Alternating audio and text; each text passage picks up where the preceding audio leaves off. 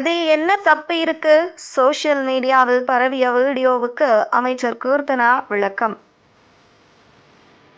சமூக வலைதளங்களில் பெண் ஒருவர் மாடர்ன் உடையில் காரில் இருந்து இறங்கி செல்லும் வீடியோ வைரலாகி வந்த நிலையில், இது தொடர்பாக தமிழக தொழில்துறை அமைச்சர் கீர்த்தனா விளக்கமளித்துள்ளார். அந்த வீடியோவில் இருக்கும் பெண் நான் இல்லை, ஒருவேளை அது நானாகவே இருந்தாலும் அதில் என்ன பிரச்சனை என்றும் கீர்த்தனா கூறியுள்ளார். சமூக வலைதளங்களில் கடந்த 2 நாட்களாக வீடியோ ஒன்று வைரலாகி வருகிறது. பெண் ஒருவர் காரில் இருந்து இறங்கிச் செல்லும் காட்சிகள் இடம்பெற்றிருந்தன. அந்த பெண் குட்டை பாவாடை அணிந்திருந்தது. அவர் தோற்றத்தில் தமிழக அமைச்சர் கீர்த்தனா போல இருந்ததாலும் சமூக ஊடகங்களில் அதிகம் பரவியது. இந்த வீடியோவுக்கு பலரும் எதிர்மறையான கருத்துக்களை வெளியிட்டு வந்தனர். தோற்றத்தில் அமைச்சர் கீர்த்தனா போல இருப்பதால் இப்படி பொதுவெளியில் இதுபோன்று உடை அணிவதா என்ற ரீதியில் பலரும் விமர்சித்து பதிவிட்டிருந்ததை பார்க்க முடிந்தது. கடந்த 2 தினங்களாக சமூக வலைதளங்களில் பெரும் விவாத பொருளாக இந்த விவகாரம் இருந்த நிலையில் அமைச்சர் கீர்த்தனா பதிலடி கொடுத்துள்ளார்.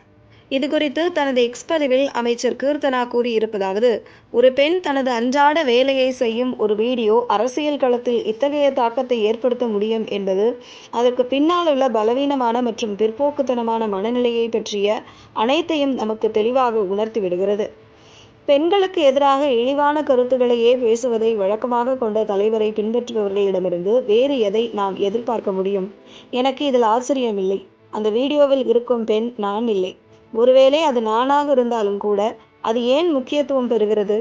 பெண்களின் உடை, தோற்றம் அல்லது மகிழ்ச்சி ஆகியவை இன்னமும் கூட ஒரு விஷயமாக எடுத்துக்கொள்ளப்பட்டு பொது விவாதத்தில் உள்ளாக்கப்படுகிறது. எங்களின் நிர்வாகம், கொள்கைகள் மற்றும் செயல்பாடுகள் பற்றி சேலஞ்ச் செய்ய முடியாதவர்கள் தலைவர்களின் தனிப்பட்ட வாழ்க்கை மற்றும் அவர்களின் குடும்ப உறுப்பினர்கள் பற்றி தாக்குதல் தொடுக்க வதந்திகளை உருவாக்குகிறார்கள். ஆக்கப்பூர்வமாக சிந்திக்க முடியாதவர்களின் மிக பழமையான ஆயுதம் பெண் வெறுப்பு.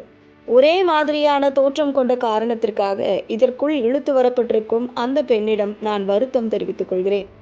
நீங்கள் அழகாக இருக்கிறீர்கள், உங்கள் சொந்த விருப்பப்படியே தொடர்ந்து இருப்பீர்கள் என்று நான் நம்புகிறேன் என்று பதிவிட்டுள்ளார். சமூக வலைதளங்களில் கடந்த 2 தினங்களாக பரவிய வீடியோ மற்றும் அதனை சார்ந்த விவாதத்திற்கு அமைச்சர் கீர்த்தனா தனது பதிலடியால் முற்றுப்புள்ளி வைத்துள்ளார்.